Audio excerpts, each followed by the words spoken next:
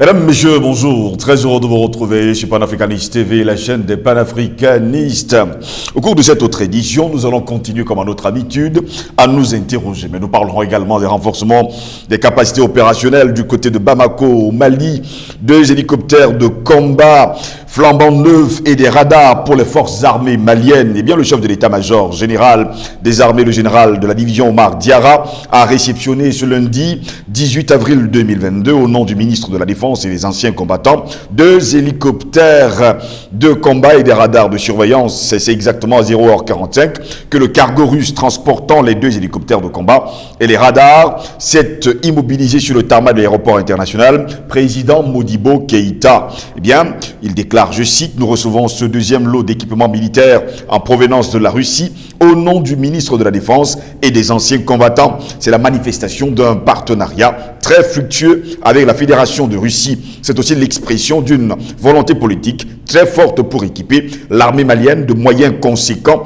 afin de lui permettre d'être en mesure de mener à bien sa mission de défense de l'intégrité territoriale, de protection des personnes et de leurs biens, mais aussi de consolidation de la paix et de sécurité de l'ensemble du territoire national, a affirmé le général de division Omar Diarra.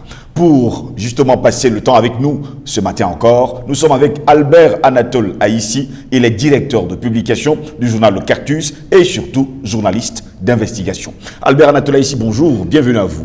Bonjour à vous, Steve Juslangos. Je salue tous les nouveaux téléspectateurs de Panafricanist TV que j'ai le plaisir de retrouver dans le cadre de cette autre tribune. Nous avons l'habitude de hanter certaines tribunes, mais celle-ci elle est assez particulière. Elle est véritablement panafricaniste. Je vous remercie, n'est-ce pas, pour l'invitation. Très heureux de vous avoir, Albert Anatole ici. Vous êtes journaliste et surtout journaliste d'investigation, directeur de publication. Vous êtes d'ailleurs au courant que ce lundi, on va le dire comme ça, le Mali a réceptionné 2 hélicoptères de combat flambant neufs et des radars pour les forces armées maliennes. On parle de renforcement des capacités opérationnelles.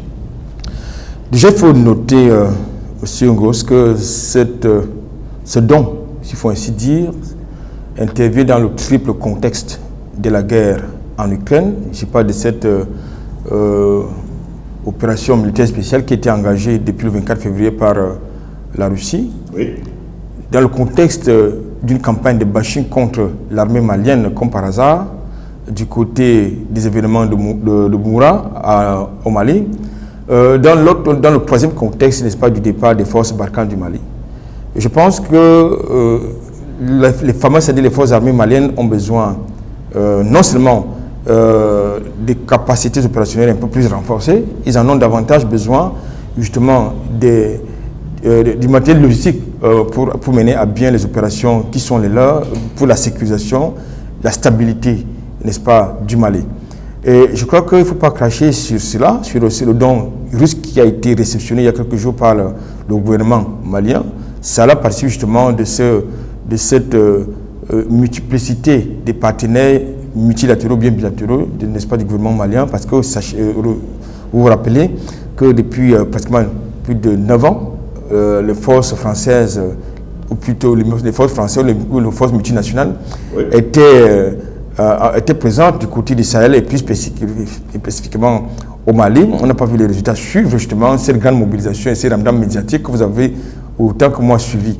Donc aujourd'hui, je pense que ces forces maliennes sont en train de monter en puissance au niveau de la réponse militaire, opérationnelle, qui me semble doit pouvoir rassurer les Maliens, rassurer justement la sous-région du Sahel, surtout la zone du Sahel autant pour moi, mais surtout donner un peu une petite chiffre justement à la France qui estimait depuis toujours qu'elle était indispensable au Mali et qu'elle était venue au Mali pour aider les Maliens. Donc je pense qu'aujourd'hui, il faut en tout cas aller plus loin, c'est-à-dire en plus de la multiplication, je veux dire, des partenaires bilatéraux ou bien multilatéraux, il faut permettre à la même malienne d'être autonome. D'abord au niveau des capacités, de renforcement des capacités des militaires, mais aussi au niveau des capacités opérationnelles, c'est-à-dire qu'il faut qu'on ait ces armées-là qui puissent être capables d'apporter une réponse, justement, que ce soit du fait des menaces, j'allais dire, asymétriques, oui, ou bien les menaces conventionnelles. Jusqu'à preuve du contraire, apparemment là-bas ça ne s'arrête pas seulement là, il y a également on parlait également de la Chine qui a livré des armes sophistiquées, on va le dire ainsi, au Mali, alors que la coopération avec la Russie et l'Iran se dessine également. Voilà que l'acteur chinois fait également son entrée du côté du Mali. Tout à l'heure, je parlais de la multiplication des partenaires bilatéraux et multilatéraux. C'est essentiel. Aujourd'hui, vous avez le nouvel ordre mondial qui est mis en main du côté de l'Ukraine, qui veut nous imposer justement la bipolarisation justement des relations internationales. Je parle des relations géopolitiques. Oui. Non, je crois qu'aujourd'hui, dans le contexte actuel, il est essentiel pour la survie d'un État, d'un pays, d'avoir une multitude de partenaires. Il ne faut pas avoir des partenaires privilégiés qui peuvent devenir condescendants à un moment donné. Et nous avons observé avec le cas de la France et son oligarchie dirigeante parlant justement, lorsqu'il parle du Mali, lorsqu'il parle des Maliens, lorsqu'il parle de l'État malien, du gouvernement malien, nous avons vu la condescendance avec laquelle justement ils s'adressent justement à ce gouvernement-là, à ce pays frère qui lutte non pas seulement pour son autonomie totale, mais aussi pour inscrire à la postérité une autre ligne politique. C'est ça qu'il s'agit, parce qu'aujourd'hui, on reproche justement aux Maliens d'avoir choisi un autre système politique qu'ils sont en train d'expérimenter, c'est-à-dire la souveraineté populaire. Donc, oui. Je crois qu'aujourd'hui, avec l'arrivée de la Chine, de ce côté-là, ça renforce le projet qui est en train d'être mis en place, c'est-à-dire le projet eurasiatique. Parce que vous avez, dans ce contexte de crise aiguë entre Bamako et Paris, vous avez constaté que les autorités maliennes ont été reçues oui. Dans le cadre d'une visite officielle, d'abord en Iran, et ensuite ils sont en train de mener des pourparlers éventuellement avec le Pakistan, avec l'Inde, avec la Chine est déjà présente au Mali depuis dans le cadre des relations commerciales. Donc je pense que il est important, il est fondamental et primordial pour le gouvernement malien justement de chercher à voir ailleurs, comme Paris le fait. Parce qu'aujourd'hui, on diabolise dans le contexte de la crise ukrainienne, on est en train de diaboliser la Russie, mais les mêmes gens et les mêmes médias qui diabolisent justement les autorités maliennes et le Mali sont en train de faire du business avec la Russie. Ils sont en train de faire du business avec Poutine. Mais officiellement, ils vous disent qu'il n'est pas fréquentable, monsieur Poutine, mais ailleurs, monsieur Kagame n'était pas fréquentable, il est désormais fréquentable. Hier, n'est-ce pas, le Qatar qui organise la Coupe du Monde n'était pas fréquentable. Or, nous savons que dans le contexte des préparatifs liés à ce mondial-là, il y a eu des morts dans la construction des chantiers. Aucun média n'en parle, aucun oligarque, n'est-ce pas, de la diplomatie européenne n'en parle, mais tout le monde pense qu'il faut censurer la Russie pour des actes qu'ils ont posés au niveau du Qatar. Donc, toutes les équipes du football mondial doivent être représentées, doivent aller jouer le football, parce que là-bas, il est question justement d'orienter la pensée, n'est-ce pas, politique et géopolitique de tout le monde à leur désidérateur. J'ai l'habitude de dire que dans ce contexte d'embryomanie géopolitique et politique et voire diplomatique, il est toujours important et primordial pour l'Afrique d'avoir une posture assez particulière qui ne cadre pas avec les objections qui nous viennent de l'autre côté. Quand on parle quand même de la Chine qui a livré des armes, surtout du matériel militaire de dernière génération, au Mali, on parle de la réception de 130 blindés militaires. Écoutez, nous sommes là dans un nouveau paradigme qui tranche de manière radicale avec les accords de coopération militaire, avec les accords de défense. Oui. Notamment les accords de défense, c'est-à-dire qu'ils voulaient que lorsque vous avez une grippe, c'est pas eux qui doivent venir vous mettre la perfusion. Que ce soit, que lorsque vous avez, n'est-ce pas, un abcès, oui. Que ce soit Paris ou la Belgique, la Grande-Bretagne, les Washington qui viennent vous mettre, qui viennent, n'est-ce pas, percer cet abcès-là. Non.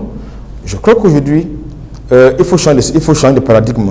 C'est vrai, cela demeure encore dans le domaine alimentaire où, pour beaucoup, pour l'Europe, pour l'Occident d'une manière générale, le continent africain est vu sur le prisme d'un continent de consommation et non sur le prisme d'un continent de production qui regorge de matières premières qu'il doit pouvoir transformer sur place pour son économie, pour se construire, pour n'est-ce pas, sa modernisation.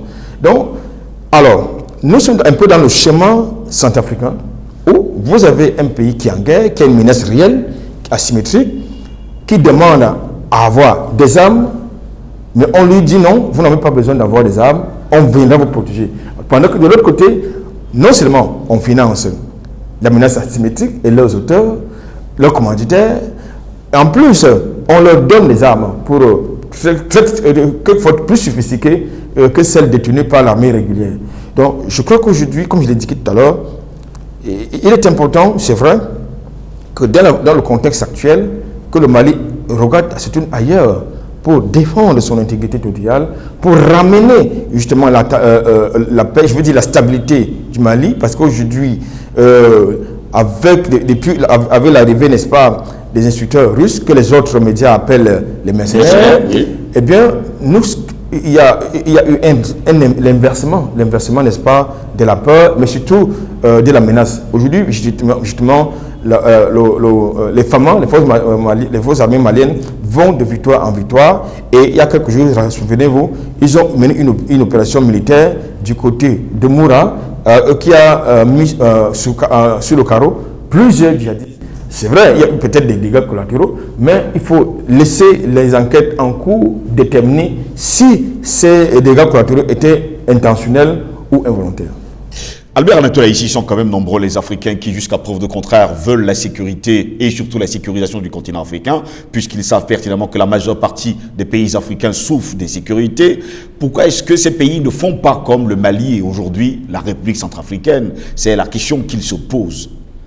Le véritable problème, c'est que, comme dans la plupart des combats, comme dans la plupart des dynamiques, vous avez des infiltrés. Les infiltrés de la France-Afrique qui ne jouent que par la France-Afrique, qui ne jouent que par Paris, qui ne jouent que par Washington, qui ne jouent que par Londres, qui ne jouent que par Bruxelles. Et lorsque vous avez ces genres de dirigeants sur le continent africain, croyez-moi, la rupture totale est quasi difficile, voire impossible. Observez, n'est-ce pas, l'attitude, la posture de certains États africains, n'est-ce pas, à l'oreille justement des dernières assemblées générales qui ont été convoquées dans le cadre de la crise ukrainienne. Oui. Vous avez constaté que les États, dans la plupart des pays africains, ont des voix dissonantes. Il y en a qui ont voté contre, il y en a qui sont abstenus, et il y en a qui ont voté pour, n'est-ce pas, les opérations, pour les sanctions contre la Russie. Il y en a qui ont refusé de voter. Le Mali, je pense, a voté contre. Je crois que le Mali a voté contre, justement, les sanctions contre la Russie, au même titre que l'Érythrée. Vous avez d'autres pays, que je n'ose pas citer ici, qui ont voté, n'est-ce pas, pour ces sanctions-là. Et nous savons que ce sont des pays dont les gouvernants, je l'ai dit, les présidents, sont des francophiles, pour ne pas dire des Français assumés. C'est-à-dire, un peu comme Franck Fanon l'indiquait, peau noire, masque blanc. Voilà, c'est-à-dire que ils ne jurent que par Paris, ils ne jurent que par Washington, ils ne jurent que par Bruxelles. Voilà un peu l'Afrique. Voilà un peu, justement, la carte géopolitique, n'est-ce pas, de l'Afrique dans le contexte actuel. Sommes-nous sortis finalement de l'ornière? Du tout. Vous savez, le combat panafricaniste a commencé avec les pères fondateurs du panafricanisme, qui ont été assassinés pour beaucoup, et d'autres ont été mis en déportation, comme Laurent Gbagbo. Donc, avant que la relève soit reprise par les contemporains que nous sommes, il y a moins de 10 ans pratiquement, oui. Donc il y a encore du temps. Et pour qu'on arrive à l'objectif que nous visons tous, il faut justement cette éducation politique, cette éducation politique, n'est-ce pas, des masses critiques qui doivent justement porter ce combat, parce que jusqu'à date, beaucoup d'Africains ne savaient pas que la plupart des maux dont souffre justement le continent africain ont pour origine d'abord la traite négrière, la colonisation, le néocolonialisme, et en plus le terrorisme qui a été fabriqué par la CIA américaine et les autres, parce qu'il faut que les gens le sachent, que le terrorisme c'est une fabrication de l'Occident, notamment des États-Unis. Et les mêmes gens viennent en sapeurs-pompiers. Donc dans ce contexte-là, c'est très difficile. Et qu'est-ce qu'il faut? Il faut déjà démanteler de manière totale, je veux dire cannibaliser la France-Afrique, qui est un gros problème pour les Africains, qui est un très gros problème pour l'avenir de l'Afrique. Il faut démanteler les accords coloniaux, il faut démanteler les accords de défense, parce qu'il faut quand même se dire une chose. La plupart des Africains pensent que lorsqu'on leur parle de démocratie, lorsqu'on parle des droits de l'homme, de liberté, tout ça, c'est une panacée. Mais les gens, ils vous tirent les discours un peu comme le prêtre, ils vous prêchent l'évangile, mais ne pratiquent pas ce qu'ils vous prêchent. Oui. C'est un peu ça. Ils vous disent des choses que vous devez faire, mais qu'ils ne pratiquent pas eux-mêmes. C'est un peu ça. En fait, c'est un leurre. Donc aujourd'hui, il est important que l'Afrique ait autant un modèle politique que la souveraineté politique. Merci beaucoup Albert Nathalie ici d'avoir été des nôtres encore aujourd'hui. Merci pour l'invitation. Mesdames, Messieurs, c'est ici que s'achève cette édition de Parole panafricaniste. Au plaisir de retrouver très bientôt. Restez sur notre chaîne de télévision Panafricaniste TV. N'oubliez pas notre page Facebook Panafricaniste TV. Bonne journée à toutes et à tous et à très bientôt.